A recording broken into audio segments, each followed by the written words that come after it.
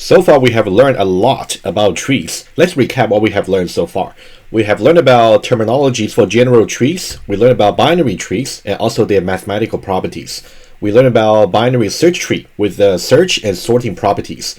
And also we learned about the balanced binary search tree with the high balance property and how we can maintain the balance after insertion or deletion with tree rotations. And we got either left rotation, right rotation, double rotation, left right, or right left. And also we learned about the time complexity for all the operations on a binary search tree, including either insertion, deletion, searching, and also rotations, of course. And given so much, we still got one more missing piece of the puzzle to be learned, which is about the so-called heaps data structure, which is essentially a tree satisfying certain so-called heap property. That's something we'll cover this week. And this will be our final topic related to tree. And we're going to cover the ADT for priority queues and also about a heap data structure and also something you may have heard about before, but it's just another sorting algorithm called a heap sort. So these are the topics we're going to cover to conclude our discussion about trees in general. As usual, let's now go over the learning outcomes and see what we have to learn from this final lecture related to tree. We want you to learn about the priority queue, abstract data type. Specifically, we want to draw the comparison between the FIFO first in, first out queue that we learned earlier, especially rather than using the chronological order in which the elements were inserted into the queue. We want to use the notion of priority to decide how we retrieve the elements out of the queue. So we have to learn about the notion about priority. We'll get there. And also, we want to talk about the various different implementations for the priority queue. The first one, most intuitive way to implement them will be using a linked list, either singly linked or doubly linked list. And we'll talk about the time complexity and also draw some intuitive sketch about how you can do them. Of course, the Java implementation will be up to your practice beyond the lecture. And we're going to talk about a heap data structure. And heap is simply just a special binary tree that satisfies certain property, but we'll get there about the specific mathematical properties you have to know. And we're going to talk about the properties for the heap, the binary tree, and also the operations you may perform on a binary tree satisfying the heap property. And specifically, we're going to see how we can insert and delete. And we're going to talk about the heap sort. So this is just another sorting algorithm. And this would be very efficient sorting algorithm that's based on the heap data structure, given that heap is simply just a balanced binary search tree somehow, but we'll see.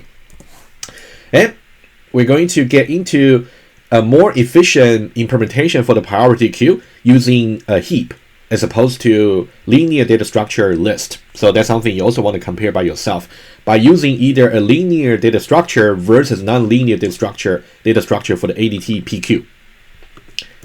And we are going to talk about how you can construct a heap from scratch. So there are two approaches over there we can learn about. One will be about a top-down, and the other will be about bottom-up. Each one of them is making some implicit assumption about how the input is actually supplied to really build a tree. That's something we'll get into as well when we talk about the exercises. And finally, we're going to see, rather than using a singly linked list or doubly linked list to implement a PQ, you can also consider using an array, and the array itself can be used to really represent a heap. And we'll see exactly how to do it. There's a systematic way of indexing the nodes in the heap. That's about the learning outcomes related to our final lecture of the trees. And let's now move on to talk about what a priority queue is. And a priority queue simply stores a collection of entries, and this definition over here is the same as a FIFO queue. However, the way you actually visualize about a priority queue should be kind of different from a normal FIFO queue. Let me now talk about this visualization here.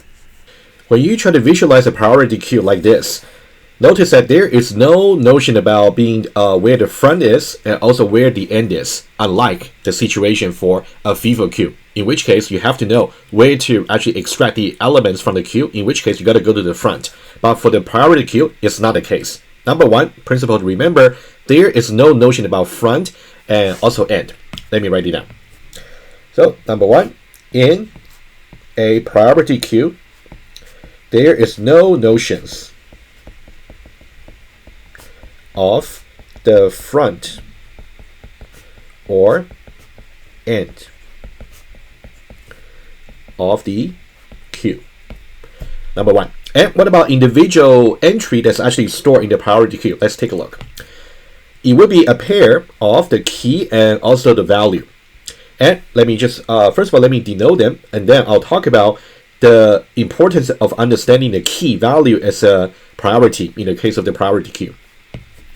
So the 6 over here, the integer value. And for the purpose of the lecture, we assume that the key values are integers for the priority. However, you want to know, is it the case that the lower the key value is, the higher the priority, or the other way around? I'll talk about it in just a moment. So over here is numerical key. Numerical key, which denotes priority. Denoting priority. On the other hand, we also got other elements, like a value for the element, in which case it can be any object type. So these will be just elements. And collectively, the key and the elements together, they are called entry. So that's why we said a priority queue simply stores a set of entries over here. Can be as many as your capacity can actually allow. And let me go back to the key value here. Since it denotes priority, we want to know exactly how to determine which entry maybe got the lowest or the highest priority accordingly. So we got a key and it's about priority. And here is a principle which we're going to assume, which is a common practice. You can definitely assume the other way around as long as you're consistent. But let's just talk about for our lecture purpose. So number 2, the lower the key value of an entry, the higher its priority is.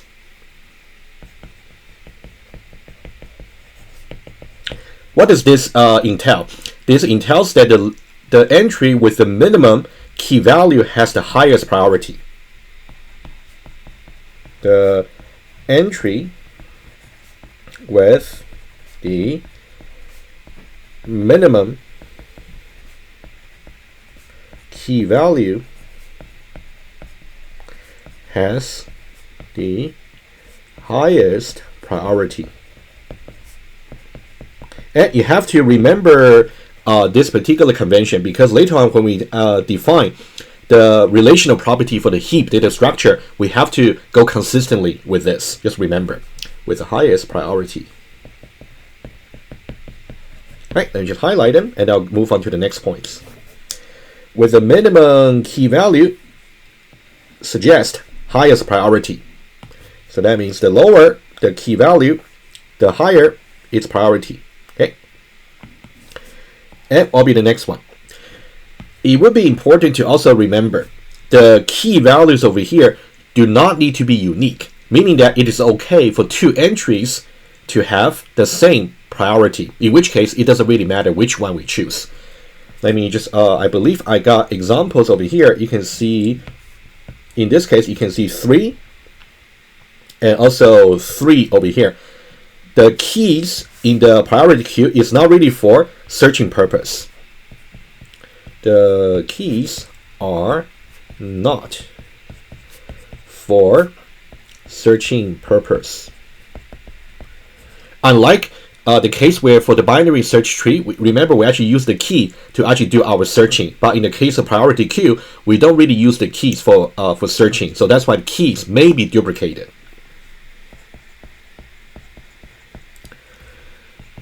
Okay, you can say when these priorities become the highest. At the moment, it is not the highest because 3. Oh, actually, at the moment, yeah. Let me say it again. At the moment, the highest priority is actually 1. In which case, the unique entry to be chosen will be just this one here, just unique. On the other hand, later on, maybe after this one has been chosen, this one has been chosen, these 2, their priorities will be kind of lowest, will be kind of highest. In that case, we should really choose either one of them. When these priorities become the highest, it does not matter which one is chosen.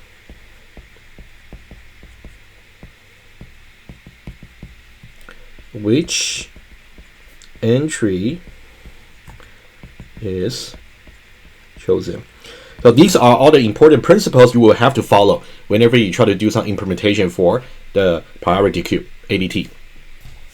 All right, I believe that's enough introduction about the priority queue. And just remember one more thing. So what kind of operations can we perform on a priority queue? Typically, you can insert a new entry into the priority queue, and you can also remove an entry from the priority queue.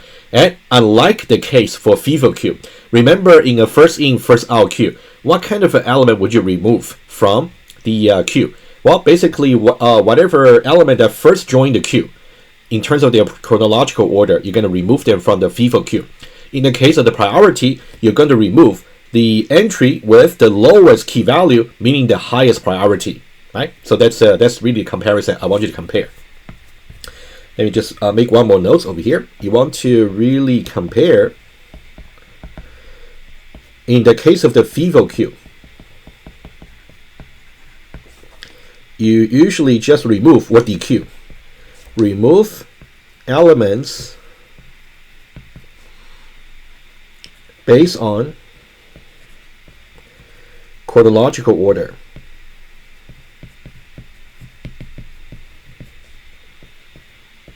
Order of insertion. On the other hand, and number two, when we talk about priority queue, remove the elements based on priorities. Let me write better. Yeah, and then we can move back to the slides. Based on priorities. Of course, that will be the key values. The lower, the higher. And let's see FIFO queue versus priority queue, right? So one is based on the chronological order, the other one is based on the priorities, right? So these are very important comparisons for you to make right away. All right, let's now move back to the slides. All right, so these are the points I just talked about, and you next entry to remove, which we just compare, should be the one with the highest priority or the lowest key value. Let's take a look at two real-life examples about priority queue. Number one would be, let's say you have some standby queue, maybe of some fully booked, maybe flying to some city. In which case, maybe you want to use the priority to denote which customer actually got more frequent travel record, in which case they might get a higher priority. Of course, exactly how to assign a key value to each customer's record so that the most frequent flyer will be chosen whenever space becomes available. That'll be up to your implementation. So that's one example. And the second example will be a network router, in which case, let's say the bandwidth is currently limited. In that case, the router should only prioritize the tasks whose experience cannot be compromised. For example, maybe live streaming for the Zoom application. In that case, maybe those tasks will be assigned some lower key values denoting higher priority. So the router can actually know which task could really handle first. And then those with the higher key values, meaning lower priority, they will be handled later. And maybe later when the bandwidth becomes more available, in that case, the priority queue can be suspended. All right, so that's about some intuitive introduction to the priority queue, ADT. And let's now move on to talking about the exact interface of a priority queue and also its implementation using linked list.